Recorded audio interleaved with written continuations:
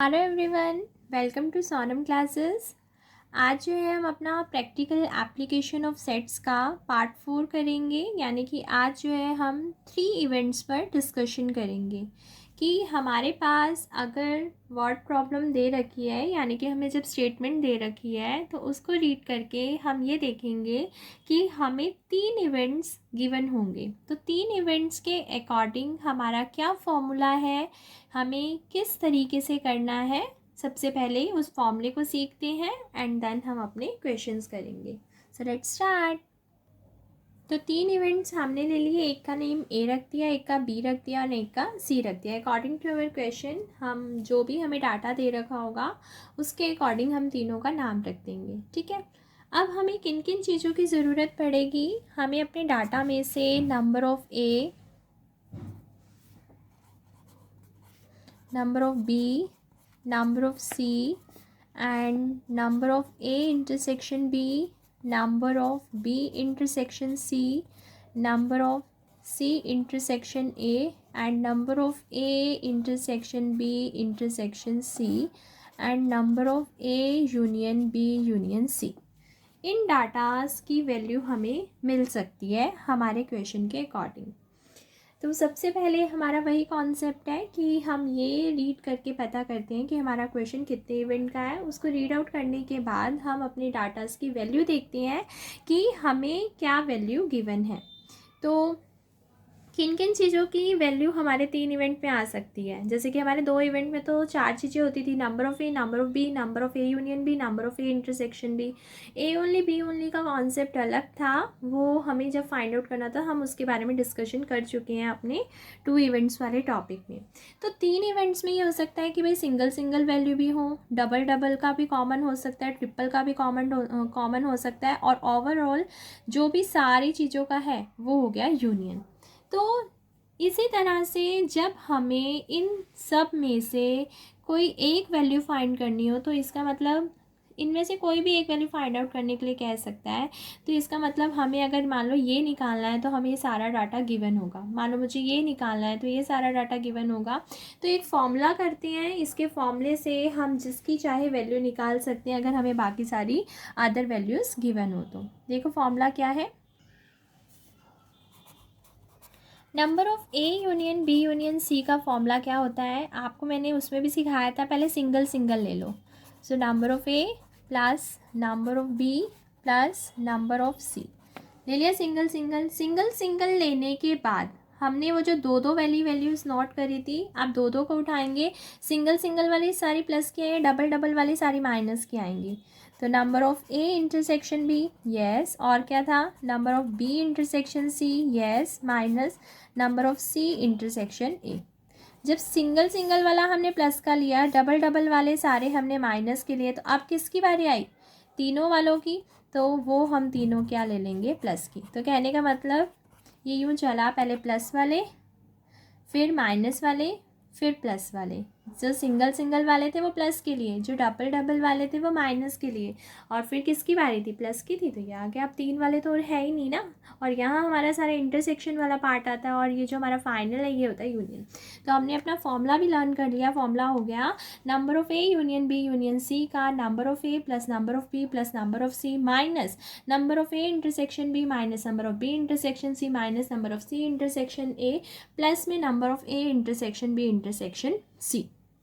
अच्छा, जैसे 2 इवेंट्स का ओनली होता था तो उसमें ए ओनली में ये कहते थे कि भाई 2 तो इवेंट है, अगर ए ओनली कह रखा है तो ए माइनस बी है, बी ओनली कह रखा है तो बी माइनस ए है। लेकिन 3 इवेंट्स में जब आपको ओनली वाला कॉन्सेप्ट करना हो तो इसमें हम फॉर्मूला नहीं लगाएंगे, इसमें हम अपना वेन डायग्राम बनाएंगे। कब, जब भी 3 इवेंट्स में, याद रखना, जब भी 3 इवेंट्स में ओनली का कॉन्सेप्ट पूछे, एग्जैक्टली का कॉन्सेप्ट पूछे, तो आपको क्या बनाना है, वेन डायग्राम। मैं आपको बताती हूँ वेन डायग्राम कैसे बनाना है।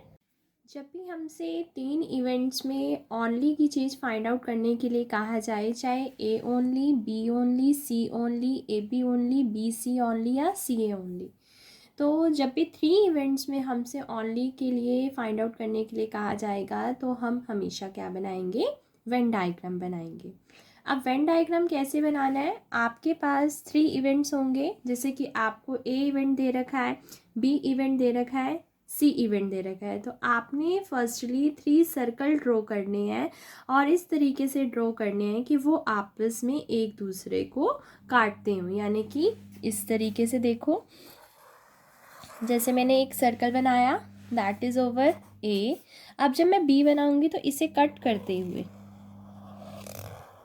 बी, एंड अब जब सी बनाऊंगी तो इन दोनों को ही कट करते हुए बनेगा, दैट इज़ ओवर सी। तो सबसे पहले तो हमने अपने वेन डायग्राम के लिए क्या किया, ए बी सी हमने 3 सर्कल ड्रॉ किए हैं और उन 3 सर्कल को इस तरीके से बनाया है कि वो एक दूसरे को काटते हों। अब वेन डायग्राम बनाने का सबसे पहला काम क्या है कि जब आप वेन डायग्राम बनाओगे तो जब हम इसके अंदर डाटा डालेंगे तो वो डाटा किस तरीके से डालेंगे, आपको सबसे पहले जो इस वेन डायग्राम में फिल करना है, आपको ये वैल्यू दी होगी number of A intersection B intersection C की। तो सबसे पहले आप अपने वेन डायग्राम में इसे फिल करोगे। ओके, फिर उसके बाद जब 3 इवेंट वाला इंटरसेक्शन का फिल हो जाएगा, आफ्टर दैट आपके पास वो जो 2-2 इवेंट वाले इंटरसेक्शन होंगे, फिर आप उन्हें फिल करोगे। यानी कि पहला स्टेप ये है कि इसे फिल करना, फिर इस डाटा को फिल करना, एंड आफ्टर दैट वो जो आपको number of A, number of B और नंबर ऑफ़ सी दे रखे होंगे उन्हें हमें फिल करना होगा, ये चीज़। तो पहले 3 वाले फिल करने हैं, फिर 2 वाले फिल करने हैं, फिर हमारा सिंगल सिंगल वाला फिल करना है, ठीक है। वो अभी हम एग्जाम्पल कंसीडर करेंगे फिर उसके अकॉर्डिंग। अच्छा, अब ये फिल करते वक्त आपको मैं इनकी जगह बताती हूँ कहाँ कहाँ पर है। सबसे पहले ये देखो, A intersection B intersection C, आपको इन सर्कल में से वो वाली जगह फाइंड आउट करनी है जो कि तीनों की है। ऐसी कौन सी यहाँ पर प्लेस है कि जो ए का भी है, बी का भी है और सी का भी है। अगर आप इस पोर्शन को देखो, ये पोर्शन ऐसा है जो आपका ए का भी है, देख लो, ए में है ये वाला पोर्शन, यस, बी में है ये वाला पोर्शन, यस, सी में है ये वाला पोर्शन, यस। अगर मैं कहूँ ये वाला अगर मैं लेती तो ये ए में था और सी में था लेकिन बी में तो नहीं था। अगर मैं कहती ये वाला तो ये सी में था और बी में था लेकिन ए में नहीं था। और अगर मैं कहूँ ये वाला तो ये ए में है और बी में है लेकिन सी में नहीं है। तो हमें उन्होंने ऐसी जगह फिल करने के लिए कही है कि आप सबसे पहले वो जगह भरो जो ए की भी है, बी की भी है और सी की भी है। तो ये वाली जो जगह है ये किसकी है, A intersection B intersection C. तो ये जो वैल्यू दे रखी होगी वो हम इस वाले बॉक्स में फिल कर देंगे। ओके, फिर उसके बाद हमारे को फिल करना है 2-2 वाले। अब 2-2 वालों में आप चाहे पहले इसको उठाओ, चाहे इसको उठाओ, चाहे इसको उठाओ। मैंने मान लो इसको उठाया, ठीक है। ए इंटरसेक्शन बी, ये जगह ए इंटरसेक्शन बी, ऐसी जगह ढूंढनी है जो ए और बी की हो, जिसमें ए और बी का कॉमन पार्ट हो, वो होगा ये पूरी जगह देखा जाए तो ये ए में भी आ रही है और बी में भी आ रही है। ओके, फिर आप उसके बाद भरोगे बी इंटरसेक्शन सी की जगह। बी इंटरसेक्शन सी की जब जगह आप भरने गए तो आपने देखा ये वाली जगह जो है, ये जगह किसकी है, बी इंटरसेक्शन सी की। फिर उसके बाद हमें बोला गया सी इंटरसेक्शन ए, वो जगह किसकी है, ये वाली जगह किसकी होगी, सी इंटरसेक्शन ए की, ठीक। फिर उसके बाद उन्होंने कहा ए वाला सर्कल, बी वाला सर्कल और सी वाला सर्कल भरो। फिर उसके बाद हम क्या करेंगे, अपना पूरा सर्कल ए फिल करेंगे, अपना पूरा सर्कल बी फिल करेंगे, अपना पूरा सर्कल सी फिल करेंगे। वो हमारा A circle B circle C circle कहाँ पर है, यानी कि वो जो डाटा दे रखा होगा वो इस पूरे सर्कल का होगा, ये ए। फिर उसके बाद पूरा बी का होगा, फिर उसके बाद पूरा सी का होगा। अब ये आपको पूरी चीज़ क्लियर तब होगी जब मैं कोई ना कोई डाटा लेके चलूँगी। तो हम स्टार्ट करते हैं। देखो मैंने क्या डाटा लिया, यहाँ पर मान लो कि मुझे सारी वैल्यूज़ गिवन थी। मान लो मुझे नंबर ऑफ़ ए दे रखा है 21,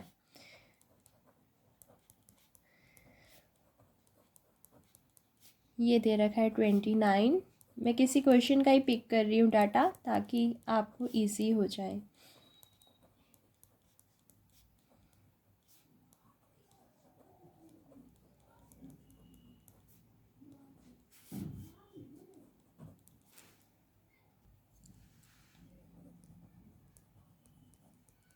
ये यही सारी चीज़ों की बात करी थी ना मैंने। सिंगल सिंगल वाले भी दे रखे होंगे एंड डबल डबल वाले भी दे रखे होंगे और ट्रिपल वाले भी दे रखे होंगे। और आपको सबसे पहले वेन डायग्राम में क्या फिल करना है, हमें वेन डायग्राम में पहले 3 वाले फिल करने हैं, फिर 2 वाले फिल करने हैं, फिर 1 वाले फिल करने हैं। ओके, तो हम साइड पर बनाते हैं अपना वेन डायग्राम। तो मैंने फर्स्टली 3 सर्कल ड्रॉ कर लिए, ए के लिए, बी के लिए और सी के लिए। अब मुझे सबसे पहले क्या फिल करना है, इन 3 इवेंट्स वाला। अब 3 वाली जगह देखो क्या है, A intersection B intersection C, ये क्या है 8, और मुझे पता है वो जगह है ये वाली, तो मैंने यहाँ पर क्या फिल कर दिया 8। ओके, अब मुझे जाना है 2 2 के पास। मैंने आपको बताया ए इंटरसेक्शन बी, अब उन्होंने कहा ए इंटरसेक्शन बी, और हमें पता है ए इंटरसेक्शन बी की जगह है ये वाली, ये वाला। ठीक है, ये मैं आपको बना के दिखाती हूँ। That is over A intersection B. अब ये वैल्यू कितनी है 14। अब 14 ये पूरी जगह है जिसमें से मैं 8 दे चुकी हूँ, तो मेरे पास ये जगह कितनी रहेगी, ये जो बचा हुआ पोर्शन है दैट इज़ ओवर 6, क्योंकि टोटल हमारे पास प्लेस 14 था जिसमें से मैं 8 फिल कर चुकी थी, तो क्या रह गया था 6। इसी तरह से हमारा A intersection C, A intersection C हमारा क्या है 12। फर्स्टली हमने देखा ए इंटरसेक्शन सी कौन है, जो ए और सी का कॉमन पार्ट है वो है ये। ठीक है, जिसमें से मैं क्या फिल कर चुकी हूँ 8 फिल कर चुकी हूँ, और हमारी इंटरसेक्शन सी कितनी है 12। अगर मैं 8 फिल कर चुकी हूँ तो ये कितना आ गया हमारा 4। फिर इसी तरह से जब हमने बात करी बी इंटरसेक्शन सी की, तो बी इंटरसेक्शन सी वाली जगह कौन सी है ये, और बी इंटरसेक्शन सी वाली जो जगह ये दे रखी है ये हमारी कितनी है 15। 15 में से मैं कितना दे चुकी हूँ 8, तो ये जगह कितनी रह गई 7। इसीलिए हम सबसे पहले 3 वाले फिल करते हैं, फिर 2 वाले। अब हम एक एक के पास जाएंगे। मैं गई ए के पास, ए है 21। अब ए पता है क्या है, ए ये पूरा सर्कल है, और ये पूरा क्या है 21। लेकिन इस सर्कल में मैं क्या क्या डाल चुकी हूँ, मैं 8 डाल चुकी हूँ, 6 डाल चुकी हूँ और 4 डाल चुकी हूँ, यानी कि मैंने 8 4 और 6 तो दे दिया, तो इसके हिसाब से मैं 18 तो दे चुकी हूँ, पर मेरा है कितना 21। तो 21 है जिसमें से मैंने 18 दे दिया, तो अभी भी मेरा 3 रह गए, तो वो जो 3 रह गए वो मैं ये जो बॉक्स बचा हुआ है इसमें लिख दूँगी। ठीक है, इसी तरह से अब बी वाले के पास जाओ। बी वाला कितना है 26। अगर मैं बी वाला सर्कल देखूं तो जो बी वाला सर्कल है वो है ये। ओके, अब बी वाला सर्कल पूरा है 26, बट मैं कितना फिल कर चुकी हूँ, मैंने फिल कर दिया है 6 + 8 + 7, यानी कि मैं यहाँ पर कितना फिल कर चुकी हूँ, मैं यहाँ पर 21 फिल कर चुकी हूँ, है ना। जब मैंने इन्हें ऐड किया तो दिस इज़ 21, बट हमारा पूरा बी कितना है 26, जिसमें से मैंने कितना फिल कर दिया 21, तो अभी कितना रह गया 5। तो ये जो बचा हुआ पोर्शन है वो मैंने यहाँ डाल दिया। ओके, इसी तरह से जब मैं सी के पास गई तो सी मैंने देखा क्या है 29, और पूरा का पूरा जो सी है वो ये है। Okay, that is over 29, but मैं कितना फिल कर चुकी हूँ, मैं फिल कर चुकी हूँ 4 + 8 + 7, तो मैंने यहाँ पर कितना फिल कर दिया है 19 फिल कर दिया है। अब मेरे पास कितना है 29, लेकिन मैं कितना फिल कर चुकी हूँ 19, दैट्स वाई हमारा कितना पार्ट रह गया 10। तो हमारा ये प्रोसीजर पूरा क्या था वेन डायग्राम बनाने का। अब वेन डायग्राम तो बन गया। अब ये तो था कि जो हमारा गिवन डाटा था हमने उससे अपना पूरा 3 इवेंट वाला वेन डायग्राम बना लिया। अब जो चीज़ें वो हमसे पूछ सकता है वो क्या क्या हो सकती हैं वो देखना। अब देखो ये मैंने लिखी हुई है, आपसे ये चीज़ें फाइंड आउट करने के लिए कहा जा सकता है कि ए ओनली बताओ, बी ओनली बताओ, सी ओनली बताओ, ए बी ओनली बताओ, बी सी ओनली बताओ एंड सी ए ओनली बताओ। ओके, तो यहाँ पर देखो मैंने सबसे पहले ये चीज़ चेक करी, what is over A only. अब पहले इसके नेम से देखो उन्होंने क्या बोला है ए ओनली। हमारे कितने इवेंट्स हैं 3 इवेंट्स हैं, ए है, बी है और सी है, और उन्होंने हमें क्या बोला है ए ओनली। इसका मतलब ये है कि ना तो बी हो उसमें और ना ही सी हो। ठीक है, अब आप ध्यान से देखो, अगर मैं ए सर्कल देखूं तो ये पूरा ए सर्कल है, लेकिन इस ए सर्कल के अंदर कुछ पोर्शन बी का भी आ रहा है और कुछ पोर्शन सी का भी आ रहा है। लेकिन अभी अभी इन्होंने हमें क्या कहा है, वो फाइंड आउट करके बताओ जहाँ सिर्फ और सिर्फ ए हो, बी और सी पार्ट ना आता हो। तो मैंने ये देखा, अगर मैं इस चीज़ को ध्यान से देखूं,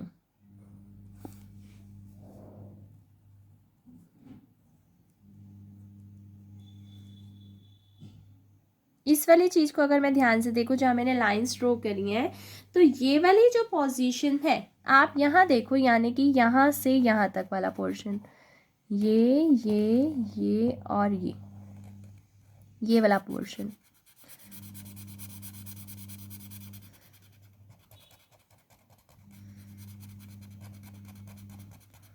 ये पूरा पोर्शन सिर्फ और सिर्फ ए का है।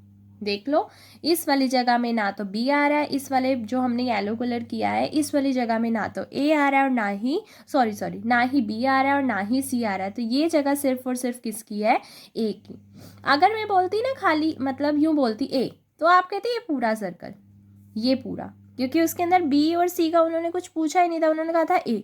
लेकिन मैं कहती हूँ जब ए ओनली, तो उसके अंदर बी और सी नहीं होना चाहिए। तो दैट इज पार्ट, ये जो पार्ट है ये वाला, ये हमारा किसको रिप्रेजेंट कर रहा है, ए ओनली को। ओके, अब जैसे मैं आपको कहूँ बी ओनली, तो वो जगह बतानी है जो सिर्फ और सिर्फ बी की है, उसमें ना तो सी आ रहा और ना हो ए। अब वैसे देखा जाए तो ये बी है, लेकिन इसके अंदर ये वाला पोर्शन ए का भी और ये पोर्शन सी का भी है। तो मुझे क्या कहा गया है, सिर्फ और सिर्फ बी, यानी कि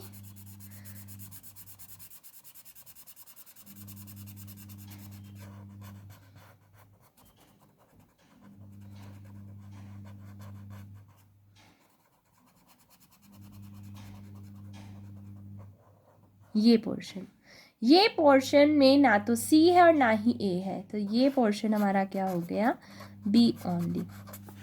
ओके, अब मेरे से कहा गया सी ओनली बताओ जिसके अंदर ना ही ए हो और ना ही सी बी हो। तो वैसे तो मैंने देखा सी ए था, लेकिन इसके अंदर ए का भी पोर्शन था, बी का भी था, लेकिन मुझे क्या फाइंड आउट करने के लिए कहा गया है, मुझे फाइंड आउट करने के लिए कहा गया है सी ओनली। तो मैंने ये देखा सी ओनली का पार्ट हमारा हो गया ये वाला।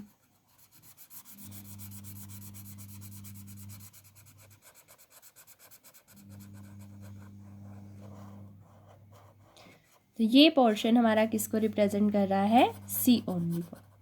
तो हमारे क्वेश्चन में अगर मुझसे ए only, B only, C only पूछा गया तो आपको पता चल गया। अभी भी जो मैंने क्वेश्चन एग्जाम्पल कंसीडर किया था, अगर मैं उसके अकॉर्डिंग पूछूं तो उसके अकॉर्डिंग बताना। अगर मुझसे इसी क्वेश्चन में ये पूछा जाता ए ओनली बताओ, तो आप ए ओनली का आंसर क्या कहते वेन डायग्राम से, कितना है 3। और मैं आपसे कहती बी ओनली का आंसर बताओ, तो बी ओनली का आंसर कितना कहते 5। और अगर मैं आपसे कहती कि सी ओनली का आंसर बताओ तो आप कितना कहते 10। तो हमारा अगर ए only, B only, C only say पूछा जाता तो हमारा आंसर आ गया था। अब नेक्स्ट चीज़ हमसे बोली गई है A B only. A B only का मतलब उन्होंने हमसे कहा है ए इंटरसेक्शन बी का ओनली। ए बी ओनली से क्या मतलब है, ए इंटरसेक्शन बी पहले देखो और फिर उसका ओनली, मतलब फिर उसके अंदर सी ना हो। अब आपको पता है जो ए इंटरसेक्शन बी है, ए इंटरसेक्शन बी मतलब ए और बी का कॉमन पार्ट ये पूरा है ना। लेकिन इस कॉमन पार्ट में ये वाला जो पोर्शन है, ये जो जहाँ पर लाइंस डली हुई हैं, ये सी भी तो है, ए इंटरसेक्शन भी ये है, लेकिन इसके अंदर कहीं ना कहीं सी ने भी ले रखी है पोजीशन, सी ने भी कुछ ना कुछ पार्ट ले रखा है। तो हमें उन्होंने क्या कहा है, पहले तो ए इंटरसेक्शन बी का कॉमन देखो, फिर उस कॉमन का ओनली होना चाहिए, यानी कि वो सिर्फ और सिर्फ ए और बी का ही कॉमन पार्ट होना चाहिए, उसमें सी नहीं होना चाहिए। तो फिर ये पता है कौन सी जगह आई, ये जो प्लेस बचा हुआ था, यानी कि ये वाला, ये है हमारा ए इंटरसेक्शन बी का ओनली। तो इसको हम क्या बोलेंगे, ए बी ओनली। अब मुझे कहा जाए बी इंटरसेक्शन सी का ओनली, यानी कि बी सी ओनली, तो बी इंटरसेक्शन सी का ओनली क्या हो जाएगा, ये वाला पोर्शन। तो that is over B C only. Okay, फिर अगर मुझसे कहा जाए सी ए ओनली, तो सी ए ओनली ये वाला पोर्शन, क्योंकि सी और ए का कॉमन पार्ट ये है, लेकिन इसमें कहीं ना कहीं बी भी है, तो हमें कहा गया सी ए ओनली, तो ये वाला पोर्शन आ जाएगा। तो ये हमारा क्या हो गया, सी और ए ओनली। अब मैं एक बार पूरा बना के लिख भी देती हूँ किसको क्या चीज़ बोलती हैं। तो ये जगह थी हमारी ए ओनली की, ये थी हमारी बी ओनली की और ये थी हमारी सी ओनली की. Okay, this part is A B only and this part is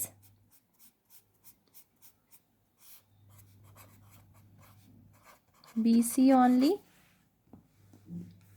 and this part is C only.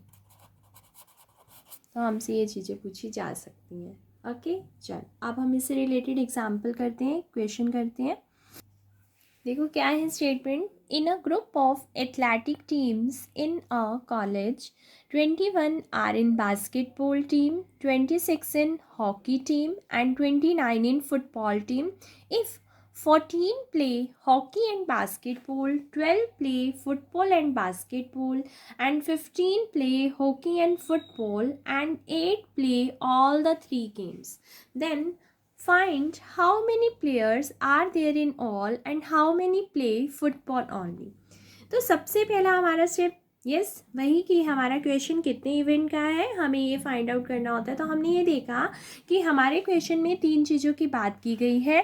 एक बात की गई है बास्केटबॉल टीम की, एक बात की गई है हॉकी टीम की और एक बात की गई है फुटबॉल टीम की. तो फर्स्टली हमने अपने क्वेश्चन के अकॉर्डिंग ये चीज़ नोट करी कि हमारे 3 इवेंट है. तो हमने एक का नाम ए रख दिया, एक का नाम बी रख दिया और एक का नाम सी रख दिया. तो ए हमारा हो जाएगा players who are in the basketball team and B हो जाएगा players who are in the hockey team and third C हमारा हो जाएगा players who are in the football team.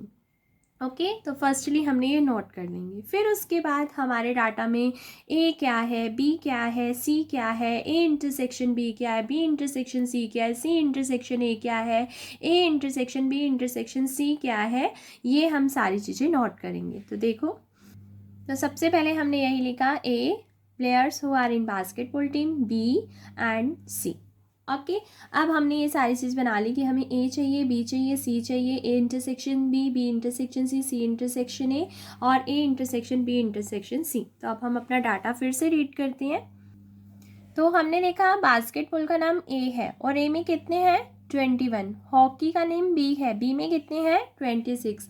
Football का नाम सी है तो सी में कितने हैं 29. तो 21, 26 और 29. तो ए था हमारा 21 और बी था हमारा 26 और सी था हमारा 29. अब हम और डाटा रीड करते हैं.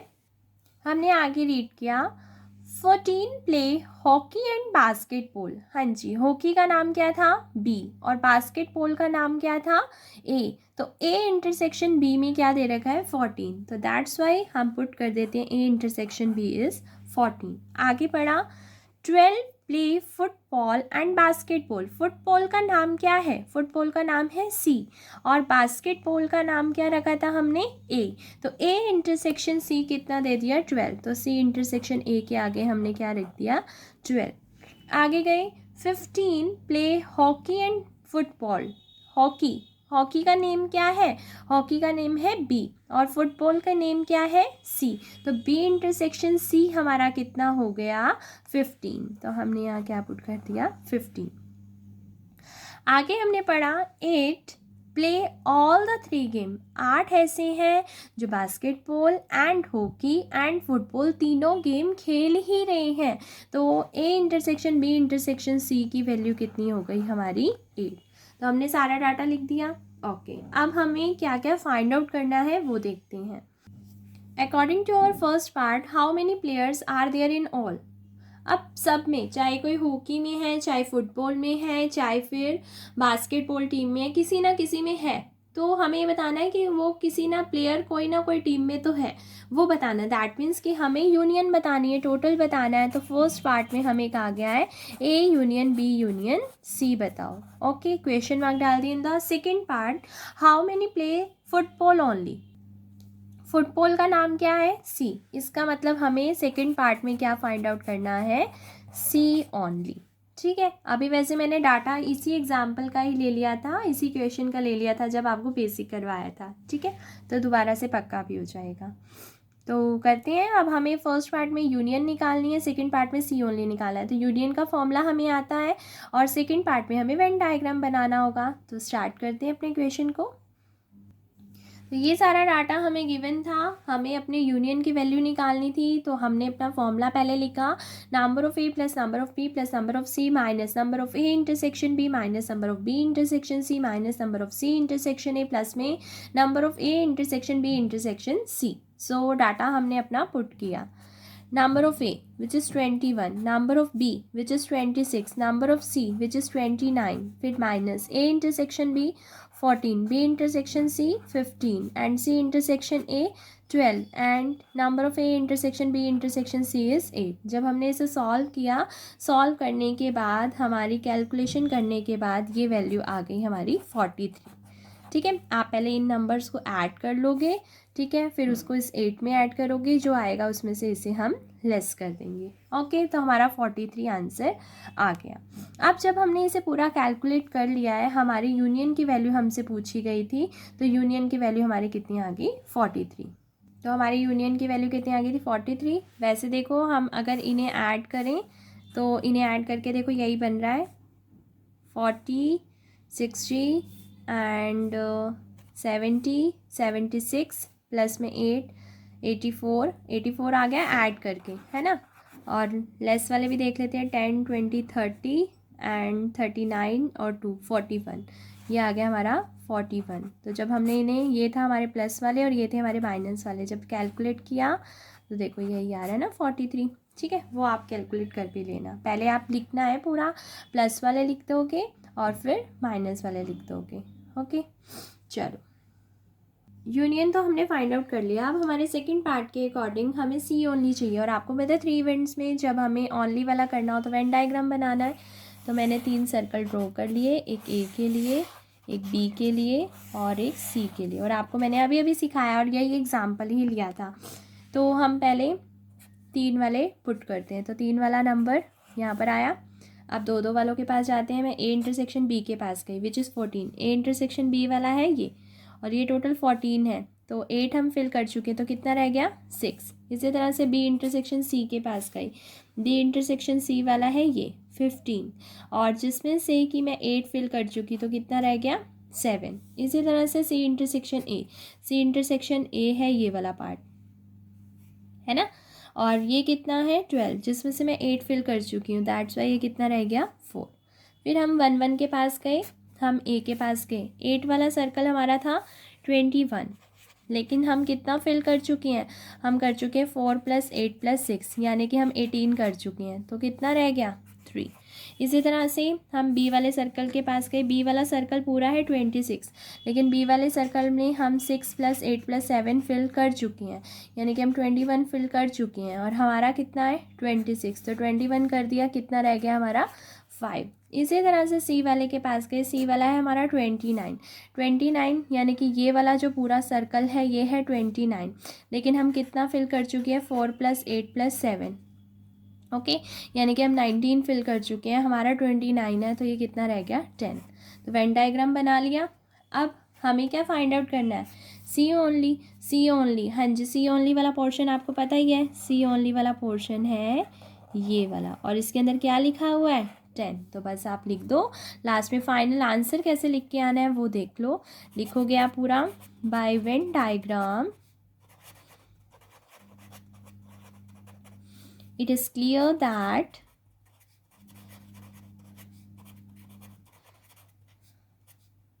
number of players